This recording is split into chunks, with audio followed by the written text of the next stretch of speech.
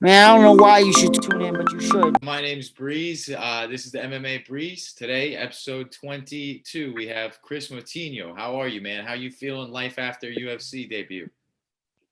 I'm great, bro. I'm great, man. Just trying to get back to normal life, with all the crazy social media stuff going on. So it's Yeah, it's just getting back to normal now. that's actually something I wanted to touch on. I imagine life's got to be a little crazy. I mean, you had something like 1,000 followers on Instagram. Now you're upwards of like 150. You're talking to guys like me. You're on to some other shows. What's changed from your normal day to day to life post UFC debut? Yeah, man, it's definitely crazy. I wasn't built to have all this crazy stuff. You know what I mean? I'm a fighter. I get punched in the face, and that's all I really enjoy, man. So this stuff is a little crazy. I'm getting used to it though. Um, but other than that, my life is the same, man. I do the same thing. I eat crappy food. I watch a lot. I watch a little too much TV, and I train. That's all I do, bro. So Love realistically, it. nothing's really gonna change. No, that's great, man. That's great. I mean, now that we're this far away from the fight, things are settling down, but also taking off at the same time. How do you feel about your performance facing a guy like Sean O'Malley, who's up there in the UFC, and how do you feel about the stoppage as well? The stoppage itself, I feel I'm a little upset about because I know Herb Dean, I know his track record, and I know he's let fights that probably should have been stopped go a lot longer than that. You know what I mean? I was still throwing punches. I was still swinging. I was still in the fight. So I don't believe it should have been stopped. Hmm. But hey, to each his own. You know what I mean? He's a smarter guy than me. Maybe he knows something I don't know. But other than that, man, everything I do and everything I am is exactly the same, bro. I'm gonna be in the gym just as much as I always was. I'm the first in the gym and the last to leave. So I'm just ready to show the world who I am the next time I Absolutely. get into that cage.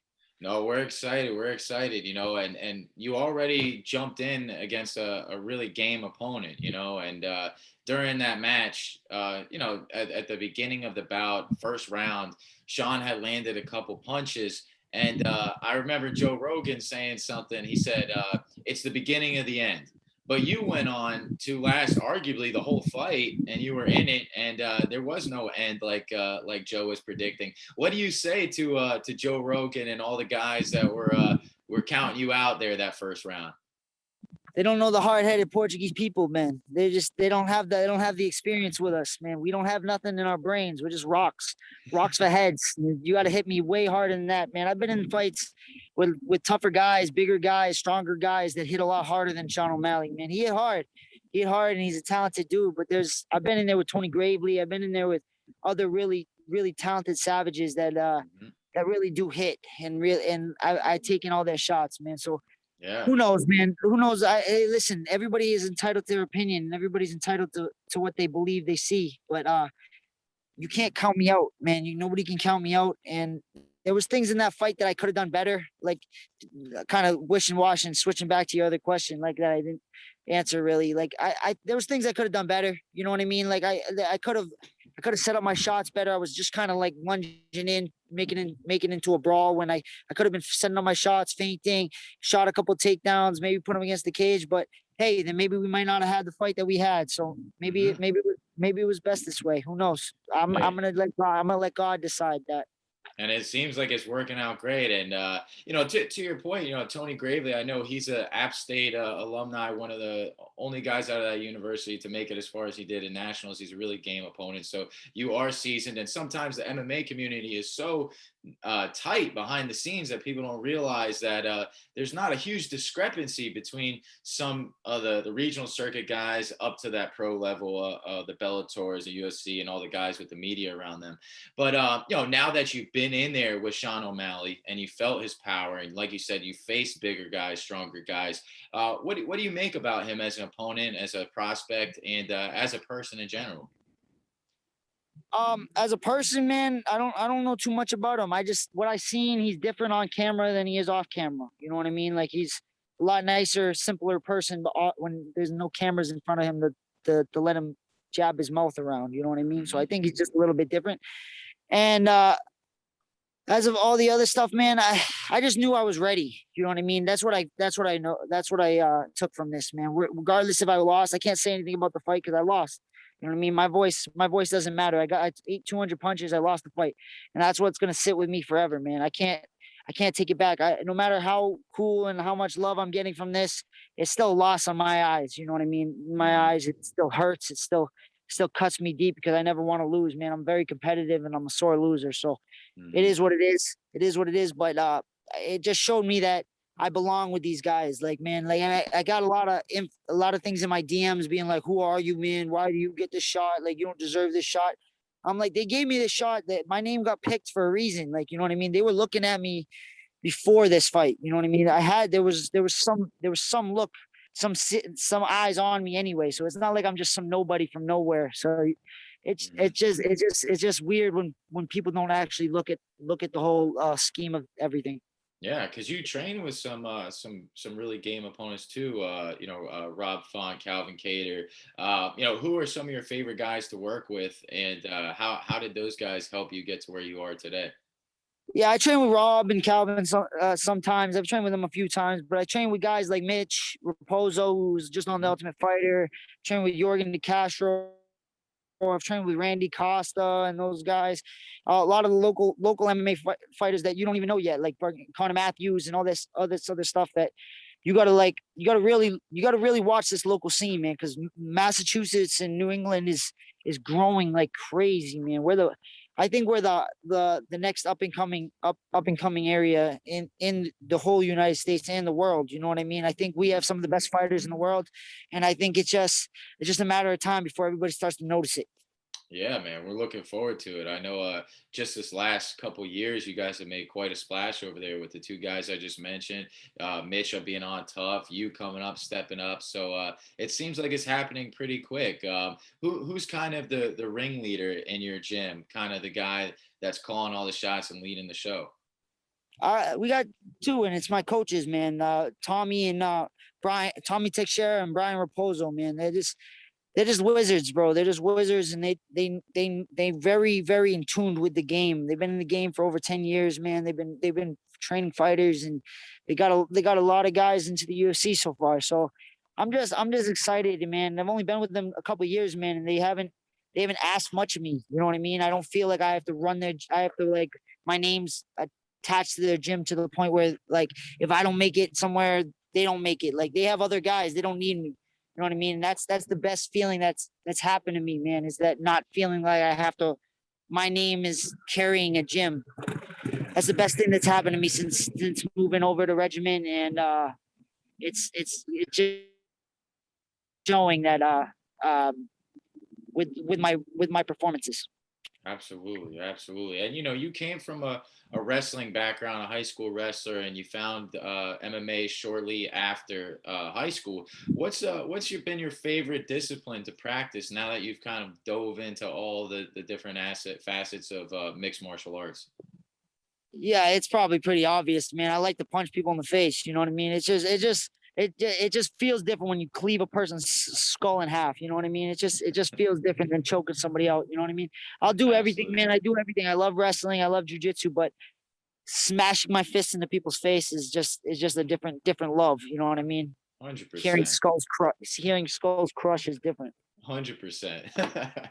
And it's also a little bit less taxing on the body, right? Wrestling's so much changing levels, using your body, clinch work, up and down, and striking. You kind of can just be a little more comfortable, I guess, per se, and enjoy the fruits of your labor.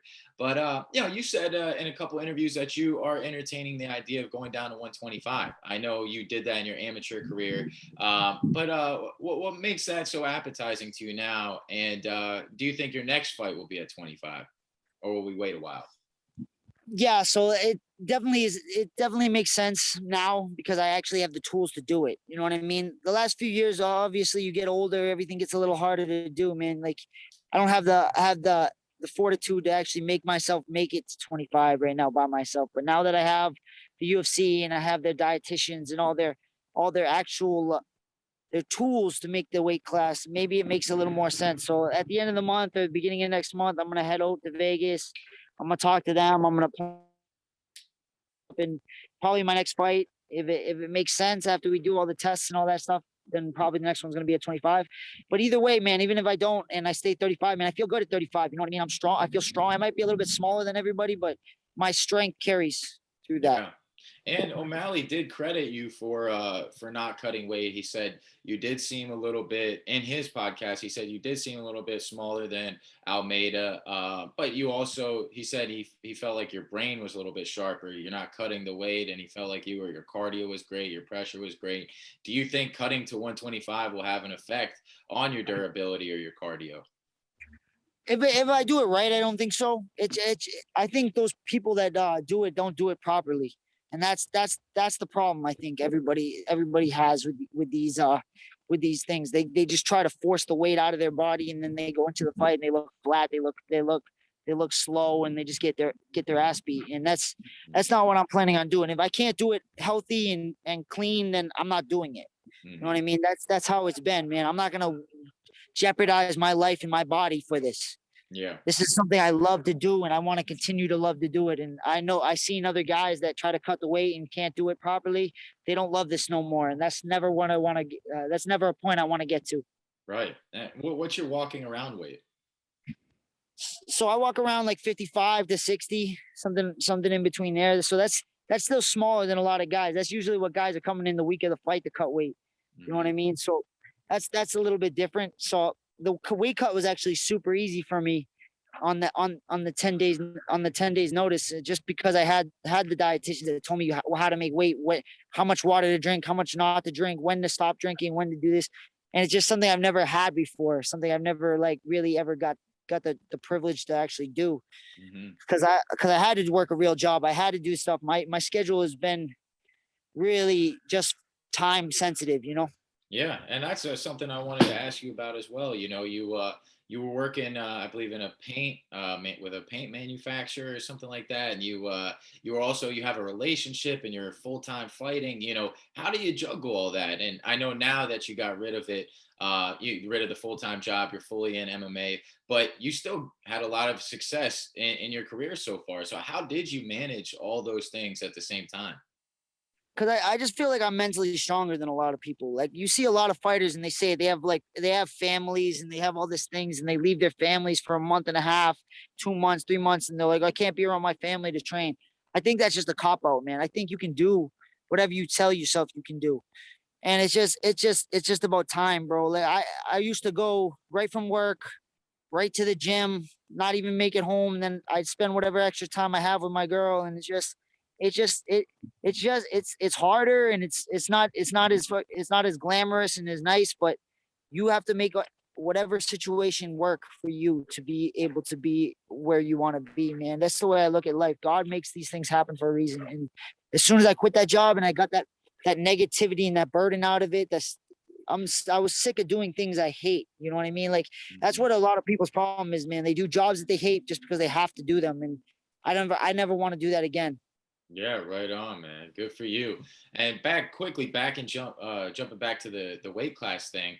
I wanted to ask. I know you got training partners that work in the UFC, coaches that work with the UFC. I mean, when you think about 25 and 35, I'm sure you're familiar with the roster a little bit. Is there anybody in particular that jumps out at you that you're like, wow, that would be a fun matchup? I want to fight that guy.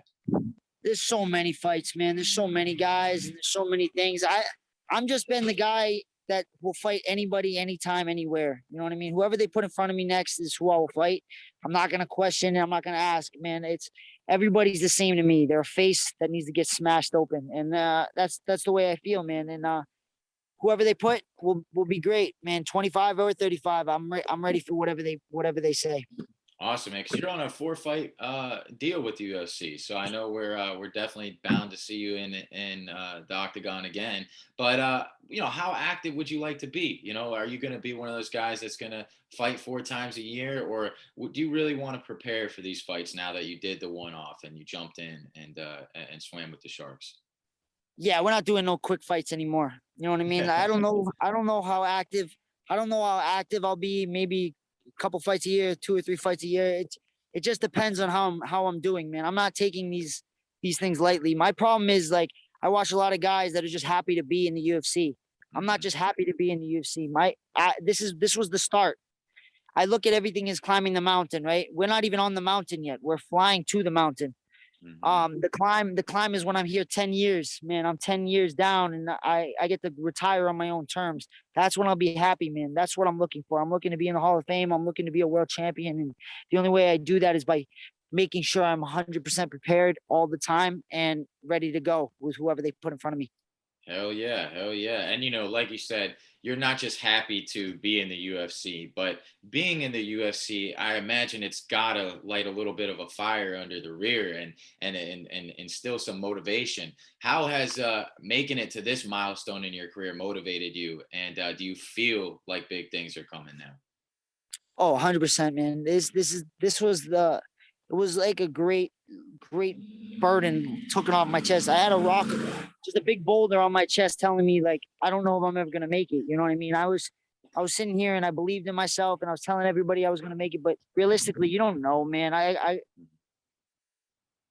lose one fight and I'm back down at the bottom of the list. Now that I know I'm here and I don't have to try to make it here anymore. Now it's just time to do everything else that I believe in. You know what I mean? This is everything I've been telling you guys, all the promoters, all the media people, and just I've been telling everybody I was made for this. I was made for this, and I now I just got to show it. You know.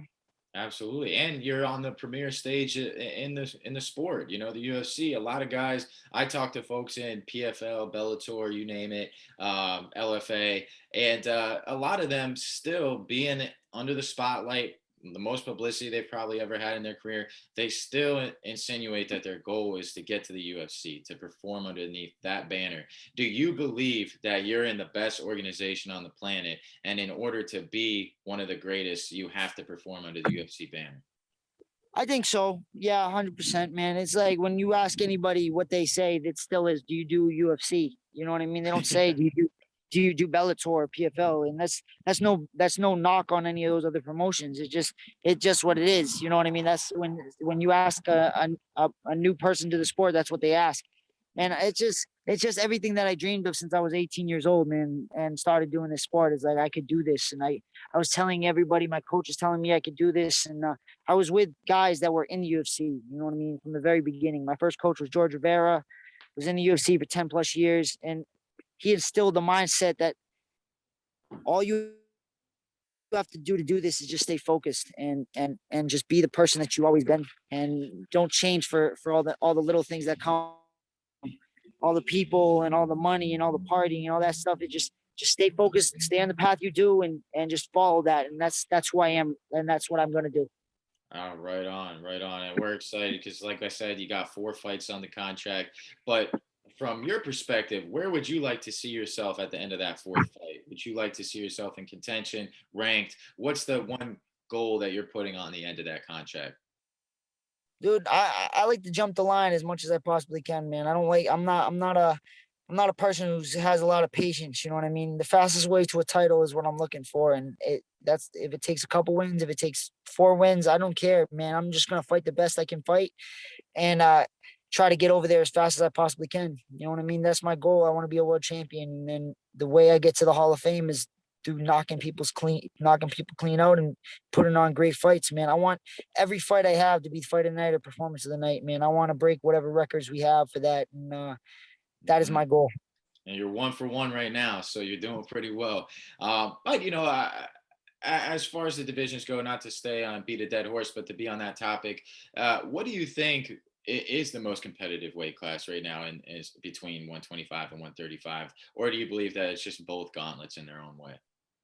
I think 125 is still a really good division. I think 35 is probably the tougher division. If I was gonna guess, they got a lot of savages in there, but 25 is getting tougher, man. You hear Cody Garbrandt's going to go down to 25. You hear all these other guys. If you look at 35, man, they got Jose Aldo, they got TJ Dillashaw, they got all these killers now over there. So I would say 35 is still a little bit tougher, but I'm not here worrying about. They're both tough. They're both tough. I'm fighting real killers, and if I stay, I still might stay at 35. I might go back and forth. Who knows, man? What I feel when I feel it, and it's just the.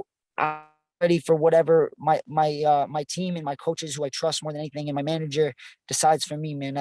I stopped letting my pride dictate uh my path, and I just let them do it, and they haven't steered me wrong yet.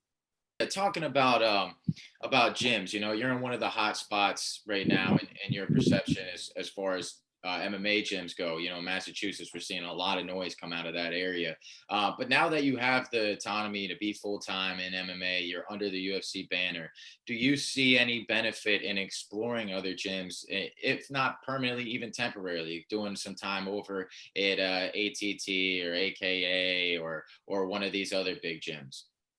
Yeah, I don't know. We'll see, man. Like I've been all over the place. Like I've gone to gyms like before. I've gone to like Greg Jackson's. I've gone to ATT. I've gone to all these different gyms. You know what I mean? So who knows? I probably will. But my home is Regiment Training Center, and my coaches are great, and they've done nothing but great for me. So my coaches aren't jealous people either, man. They let you go and do what you got to do. And I train at Lozon's MMA as well, and just Mhm. I have great people in my life, man. And great people have guided me to this point, and I'm just excited where we go from here. Right on. And I know you said when you were 18, you had dreams of doing this, making it to UFC, making a noise, and being an MMA fighter. You're now 28, same age as me, 10 years later. What brought you from, hey, I'm wrestling, to I want to be a fighter? Where did that bridge come from? It's just the drive to compete. You know what I mean? The drive to compete is something that, like, once you have it, you have that bug, man. It never goes away. You know what I mean? Like wrestling was like cool, but I was never good enough to be going to college and make it to the Olympics. And that's your only goal from there. If you want to be a wrestler, you have to be an Olympian level wrestler. And I wasn't that good. And then after that, it was just my coach. I was just drinking too much, doing what all stupid kids do at 20 years old. You know what I mean? My coach decided he was going to open a gym. I was like, hey, maybe I'll try it, man. Let's see what happens. I got punched in the face a little too much, and I decided, hey, maybe I love this. You know what I mean? And that's sort of what it is here, man. My life has always been the same. You know what I mean? Like I was when I was younger, I was picked on a little bit. Always a small dude, and everybody's telling you that you can't do something enough. You start to believe that stuff until you find your way out of that, and that's just what it was, man. I found my way. I found some confidence in this, and I'm just very excited, man. I'm just very excited to be doing something I love for hopefully the Absolutely. rest of my life. You know what I mean? And we're excited to watch you, man. Hopefully for a very long time. As far as the support goes, who helped you see that vision? You know, who was kind of the angel on the shoulder that pushed you and said, "Hey, make it to the gym"? Other than your coach, but who really believed in you and saw the vision from the beginning? My family, my mom, my little brothers and sisters, my girlfriend Blaze, dude, she does everything. Until I found this girl and I got her in my life, man. It's like I was nothing. I was a nothing human, and she's literally done everything for me. She talks to all the people for me. She talks to all my managers. Everybody handles all the stuff that I'm not equipped to handle, and just allows me to do what I love. And that person has completely changed my life and made me a better man. These are the people that I love, man. I have a very small group of friends. I have a very small team, very small group of teammates, and it's just amazing, bro. It's just amazing to have these things, and that's what I'm gonna keep, man. A very small circle, a small following of people that love me so much, and I love, and that's what's making me the man I am. Right on, man. I was gonna say earlier, you know, it probably takes a special one to support you with a full-time job, but also chasing the dream and all the other stuff, that the slack that you can't hold, you know, picking all that up for you. So that's awesome, amazing. And I love how you don't use family as an excuse, but you use it more as an advantage. So that's really cool to see, man. Look, I appreciate you coming on. I know your life's super busy. So right before I let you go, I'll just ask you, I'll leave it at this. You know, why should people tune in to Kris's next fight? What are we going to see here in your UFC reign? Man, I don't know why you should tune in, but you should. You know what I mean? I'm exciting. I'm gonna put out the fights. You can watch any of my last couple fights, man. They were all fight of the year quality fights, man. And that's what I'm trying to do, man. I'm trying to be that person. I'm trying to be the Lennon Garcias of this. That's Jeremy Stevenson's. I'm trying to knock people clean out. I'm trying to put on the crazy fights. And win, lose, or draw, man, that's what you're gonna get out of me. Guys, keep watching, stay tuned, follow me on Instagram, all that stuff, and just get ready. Get ready for what I do next. Absolutely. Well, we'll be getting ready. Kris, thank you so much for taking the time to come on, man. Hopefully we can do it again here in the future. And I wish you nothing but the best of luck here in your blossoming with the UFC. Yeah, God bless, brother. Thank you for having me on, man.